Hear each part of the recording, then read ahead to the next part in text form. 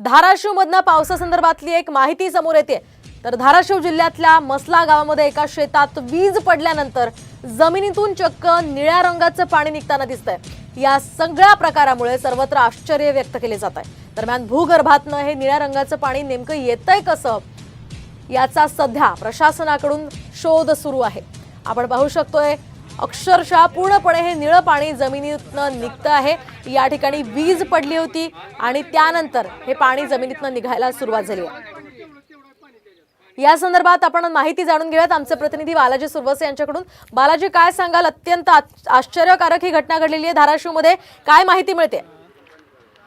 नक्कीच आपण पाहतोय की धाराशिव जिल्ह्यामध्ये गेल्या 2 दिवसापासून अगदी विजेच्या कडकडाटासह मुसळधार असा पाऊस पडतो आणि यामध्ये तुळजापूर तालुक्यातील जे मसला गाव आहे या गावामध्ये वीज पडल्याची घटना या ठिकाणी घडली होती। एका शेतामध्ये ही वीज पडली होती आणि त्यानंतर ज्या ठिकाणी ही वीज पडली आहे त्या ठिकाणी आता निळ्या रंगाचं पाणी जमिनीतून येत असल्याचं या ठिकाणी पाहायला मिळतंय। त्यामुळे गावकरी देखील आश्चर्य व्यक्त करत आहेत।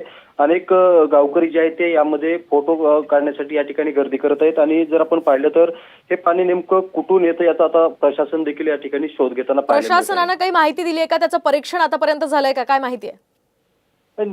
प्रशासन अद्यापपर्यंत याबाबत काय प्रशासनाकडे देखील माहिती नाही। मात्र आता प्रशासन याची माहिती घेत आहे आणि नेमकं पाणी कुठून येतंय याचा ते पाठपुरावा करताना पाहायला मिळतं। अगदी नक्कीच बालाजी, या संदर्भातले अपडेट्स तुमच्याकडनं जाणून घेत राहणार आहोत।